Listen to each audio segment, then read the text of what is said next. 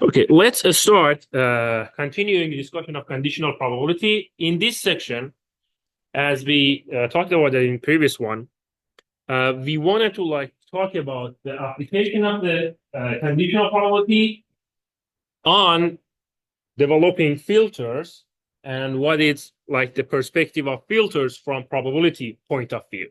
Okay, I could say that regarding this chapter, maybe the most valuable session that we have for conditional probability and the most applicable session that we would have for conditional probability is this session. Okay, so make sure if you have any question, do not hesitate to ask your question. Okay. Before we start the concept of what the conditional probability and filtering means, I wanted to introduce you to the concept of filtering. Okay. So far, what you know about filtering is the engineering solution or engineer technology that you see or even you develop in some lab experimental project that you have that just try to eliminate some noise or like eliminate some frequencies and let your desired kind of like frequency pass through your circuit. This is the technical perspective of a filter, okay, which based on the name, you could obviously say, okay, the filter is gonna eliminate ideally, but practically lower the amplitude of a certain frequencies and let the desired frequency pass through. Okay, so this is like the technical version of filter, but what it means from probability point of view. Okay, do you remember the Bayes theorem that we talked about in previous sessions? We said, first of all, the Bayesian approach was the belief system approach, okay, to deal with the probability. Let's say for the flipping coin, we believe it's going to be 50-50. So our prediction is if we flip a coin, 50% head, 50% tail. This is our prediction. So this is our belief. Okay, this is a Bayesian approach to deal with the probability. Okay, later we learn at the beginning of the course, we learned that approach has some shortcomings. I'm not going to go over that. We already know that those shortcomings. But later, when we develop the conditional probability and we learn about the conditional probability, which was developed based on those axioms, the three axioms that we know it's guaranteed to work, okay, we said, okay, we can fix the shortcomings of Bayesian theory and the Bayesian approach, okay, and we introduced Bayes theory.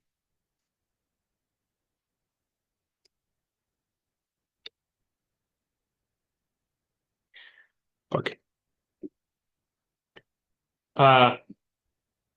We said Bayes theory help us that based on our observation, when we run the experiment multiple times, based on our observation, we could update our belief. That was the gist of Bayes theory. How we do that, it was that we say, okay, we have a prior belief, okay, which in this formula you could call P of A, okay, prior or like our belief system before running the observation, okay,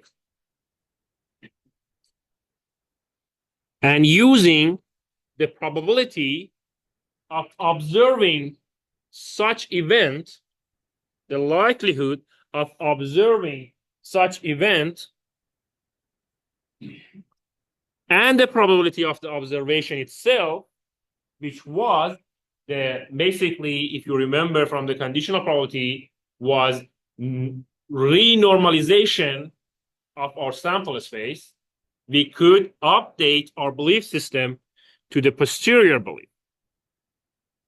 We said P of A is our initial belief, okay?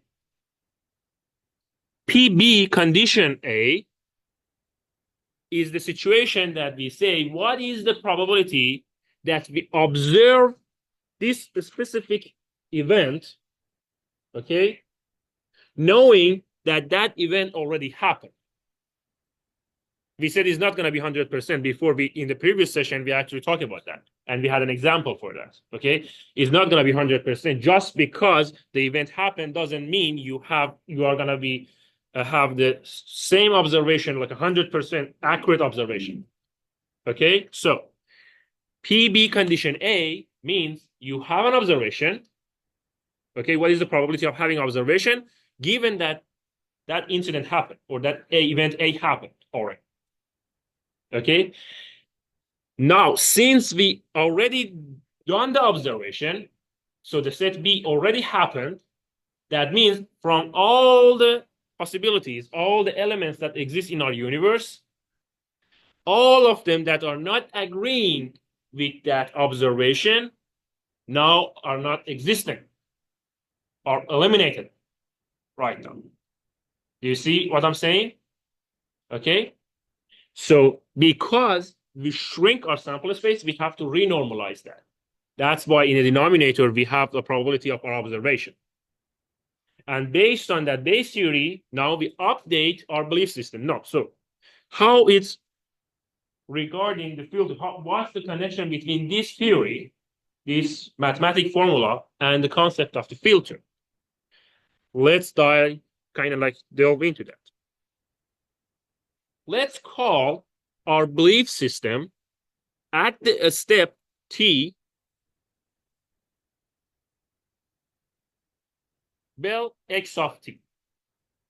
So x is what's going to happen, the set A that we talked about.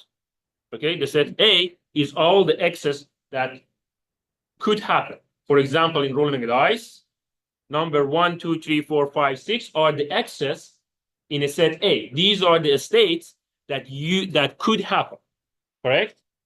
Okay, or like, for example, if we're looking for even numbers, 2, 4, 6 are the x's in event A. Are we clear on that? Now, whenever you roll the dice, okay, how many times you could repeatedly roll the dice, okay? Originally, you have the belief of T0, original belief system, that you think for, like, for example, in rolling a die, it's 1/6 for each possible outcome, okay, when you have a fair die, okay? Now, if you roll the die and find out, okay, this is not going to be the same, the observation, you see that in your MATLAB project. When you actually run the experiment, the probability will not be the same as your belief. Okay, so now you observe something else rather than what you believed in. Okay, so that observing point, we call it like Z of t. The observation that we have for the experiment number T. Are we good so far? Now, if you look at the Bayes theorem, and let's move. Let's use another approach. Let's actually try to like set that. Let's say we have a state X, correct? Is the first state that happened in rolling a die, or like flipping a coin. Okay. Now, this is the state. Your observation could be different. So, or like have a noise or uncertainty in it. So this state 1. For the state 1, you could have observation number 1. Okay. Now, you took an action.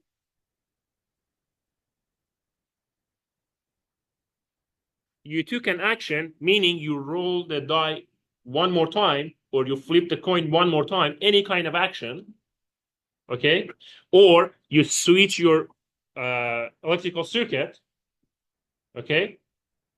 So you have an action. That action cause X1 go to X2.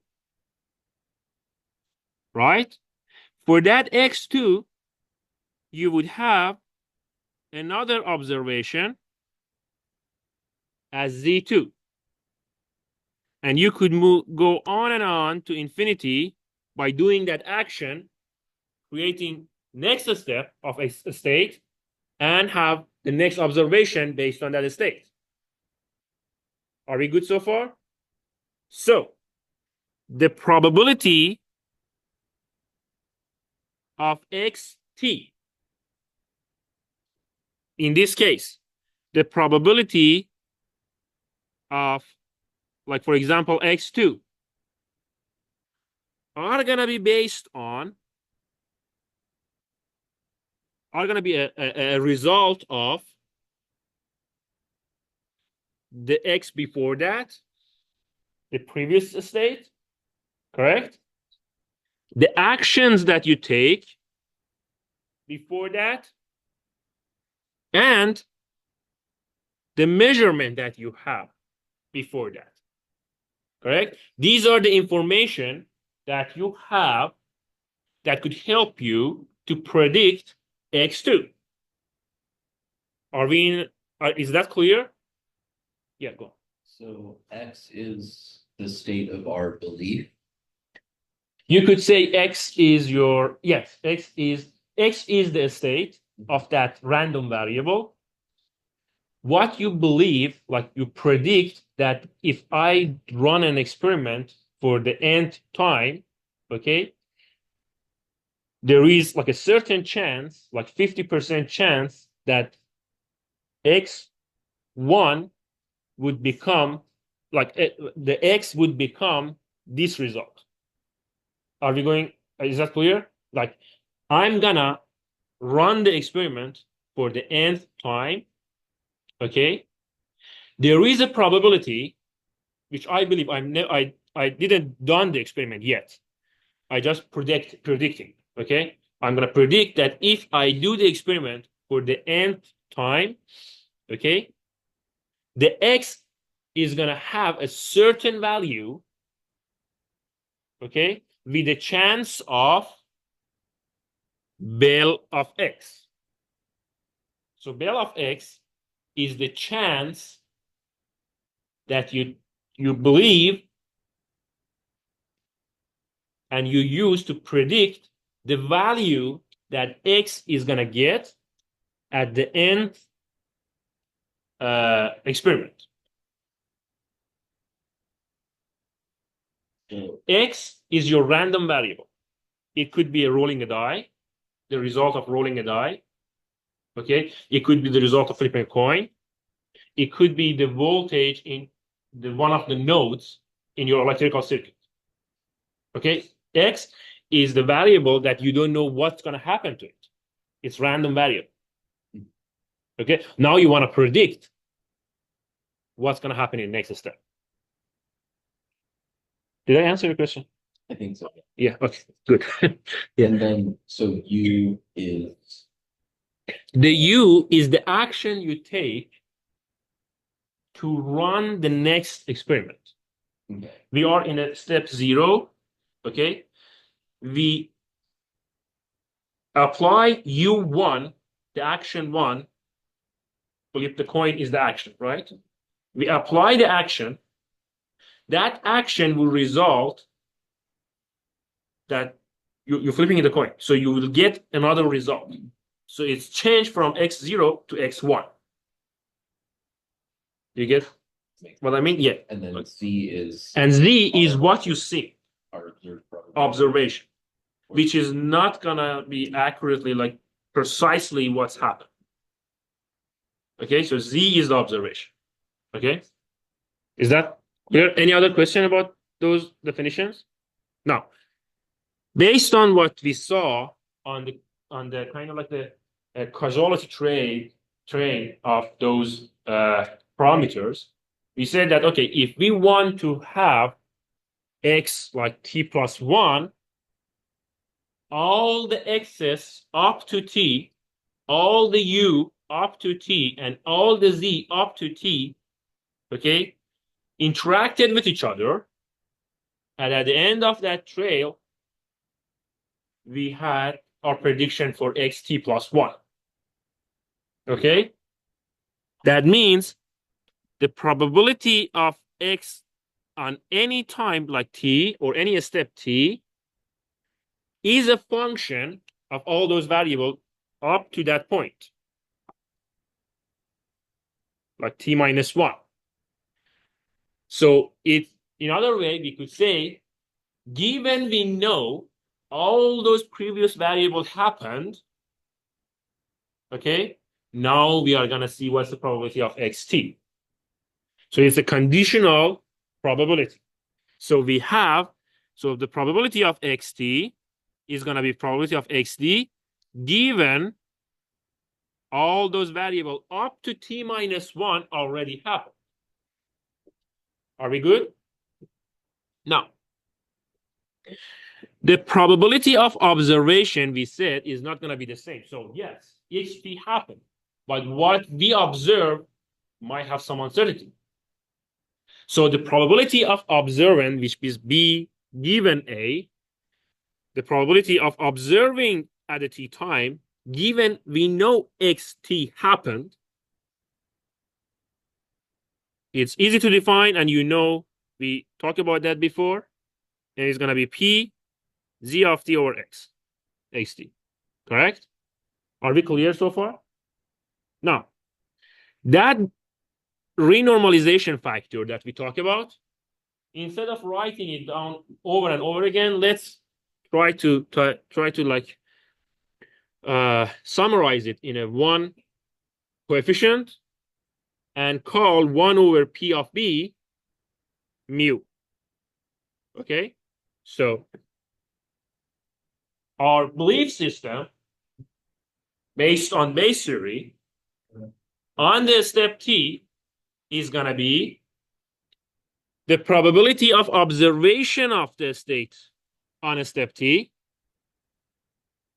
given the state happened, the prediction that we had for that state on the step t, knowing all the information from the previous steps, the next term, multiply by that coefficient to renormalize our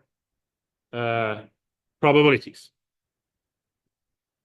Is that clear? So this is how we could define our belief system based on, okay, conditional probability. So far, we are not into the filter yet.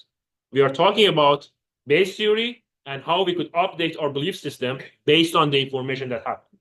Now, I want you to look at this term, the term px of t, okay, condition all the parameter from step 1 to t minus 1. Okay. This probability, let's say you have a certain possible points, okay, for x t minus 1. Are we good? So on a step t minus 1, we are on a certain possible points. And let's say this point in the middle is x on a step t. Okay, so there is a chance, there is a probability for you to be on each one of these points at the step t minus 1. Okay, so either you could be at the point 1 or point 2 or point 3. Do you hear what I'm saying? Point 1 or point 2 or point 3. So you have several possibilities on step t minus 1. Each of them has a probability. Okay. And there is a probability, again, talking about if I take the next action, what is the probability, like, for example, if that I'm going from point 1 to the next step, to x of t. Again, or it could happen that I'm on a point 2, what is the gain or what is the probability that I start from point 2 at the step t minus 1 and I end up to the step for t? Okay, so there is a probability here too of how you could move from the previous step to the next step. Are we clear? So you have some probability that tells you what is the chance you will be in one of the points that could be possible on the step t minus 1. And you have a probability that tells you that now that you are in a t minus 1, what is the chance that you would end up on a step t that path you have to like go through from t minus 1 to t. And since we have several t minus 1 points that are possible, we should have a summation because in OR condition, remember that? We have a summation of all those possibility of 2 multiplied by the path, possibility of 3 multiplied by the path, possibility of 4 multiplied by the path, and these are ORs, so they are adding together. So it's either integral or summation over all the steps that you could have, all the points that you could have on t minus 1. Is that clear? So this is going to be our probability for each individual possible action, for each individual possible process from t minus 1 to t. So we could expand this one to the probability of the previous steps and the probability of process from previous step to next step. Are we clear on that? Any question on that? No. Look at the probability of the previous step. Doesn't it the same as saying it's a belief that we have for the next step? See? It's going to be the same. It's the P of xt minus 1. We said xt minus 1 is our prediction. The probability of prediction is our belief on t minus 1. Is everyone okay with that? Everyone agree with that? Any question on that? No? Okay, so now that we see this one actually is our belief on a step 1. If you look at the formula, you would clearly see that it's the probability of a state t minus 1 condition for all the parameters up to t minus 1.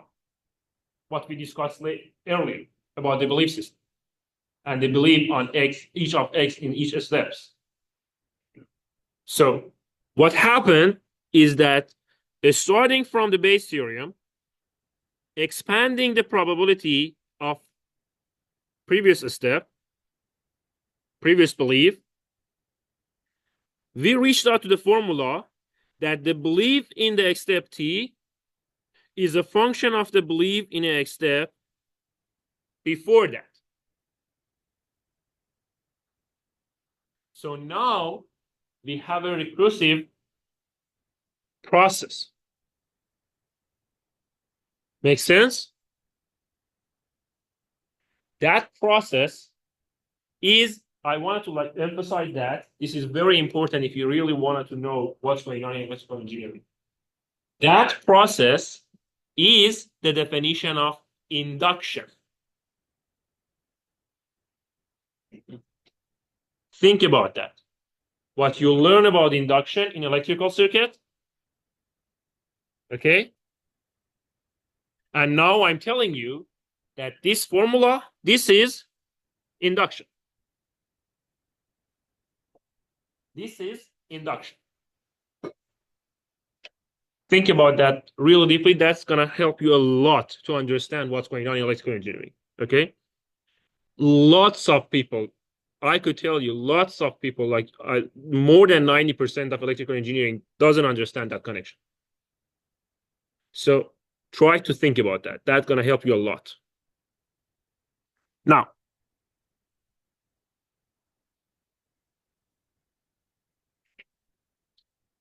now that I have the formula,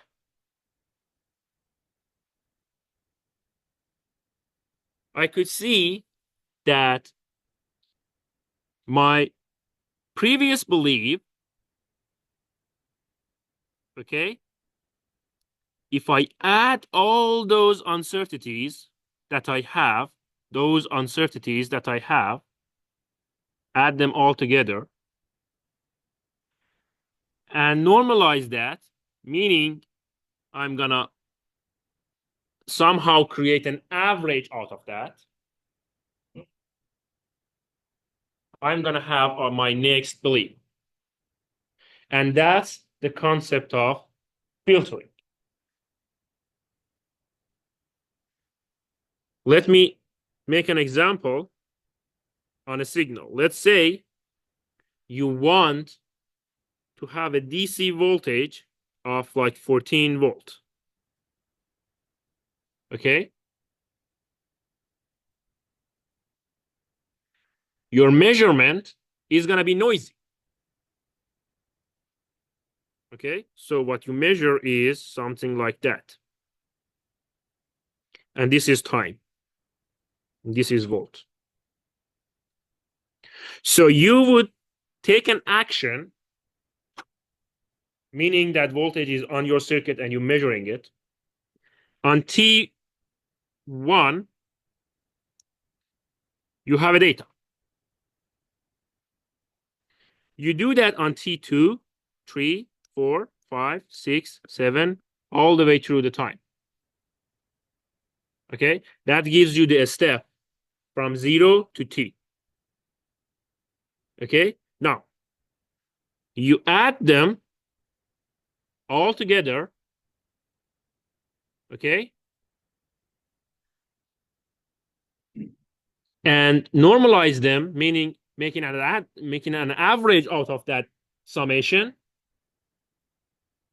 What would happen is, step by step, first you are here. Then the next step is going to have your average is going to change based on the next observation. Okay? For example, in this specific example is going to be increased a little bit. Then the next observation happened and it started to decrease. And eventually over time, it starts to converge to your actual voltage. Okay? This is what happens if you run this formula over the trail of the data that you have. Okay, and the posterior belief on each observation is going to be closer to the actual number that you want to like estimate or calculate. Does that make sense? Now, engineering wise, you have a noisy data, you do some technology like electrical engineering magic on that, and at the end of the result, you get a pure voltage or data that is converged to the actual voltage, is close to the actual voltage, and doesn't have that much of a uncertainty and variation. What you call this phenomenon? Filtering. You filtered the variation. You filtered the high frequency and keep the DC. Are we good? So this is quite an important concept. And honestly, I want to emphasize once more. Try to understand the definition between updating your belief system and the induction, the concept of induction in electrical engineering. in induction, you say, okay, I'm injecting some current to a solenoid, I get magnetic field flux.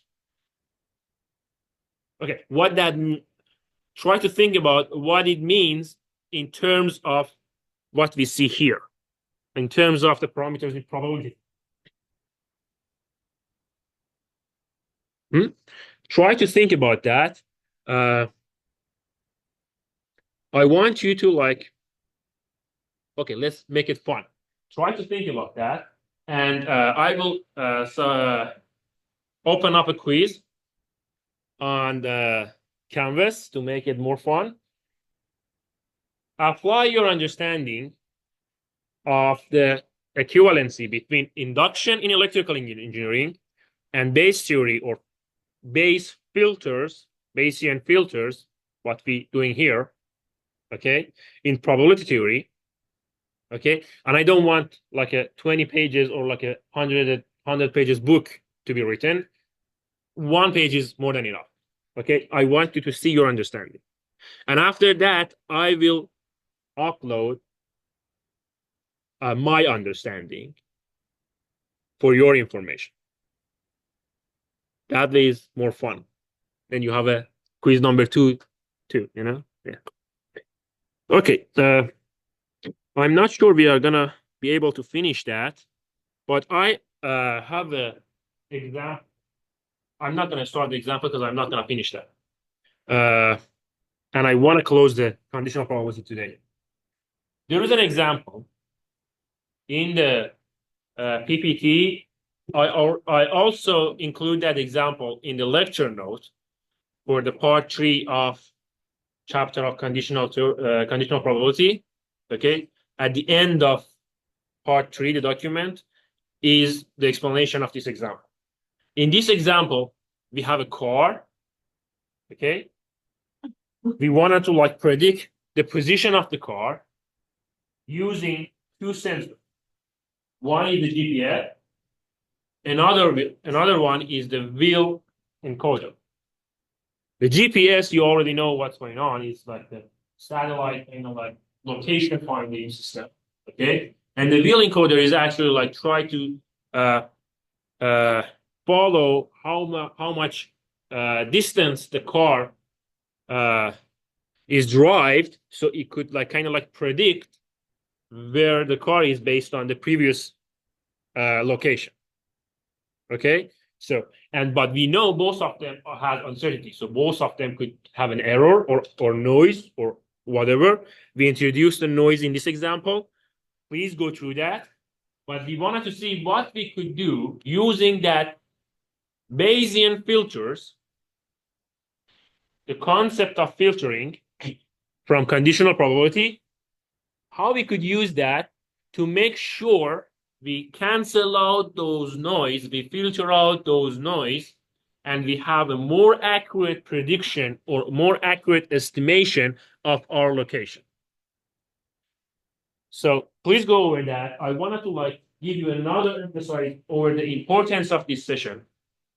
I don't know what kind of field, what a specific field you wanted to like pursue in your engineering or like through your college later on. But if you wanted to go to the robotic, okay, or any control system, okay, without understanding the Bayesian filtering, and like more specifically, I explained Kalman filter in the lecture note 2. And Kalman filter, you are not going to be successful. Anyone who want to work in robotic needs to know these concepts. This is a very fundamental concept. The rest of electrical engineering also have importance, but that's actually like a cornerstone, you know? Like if you don't know, you're screwed, basically. You know? Okay, that's it for today.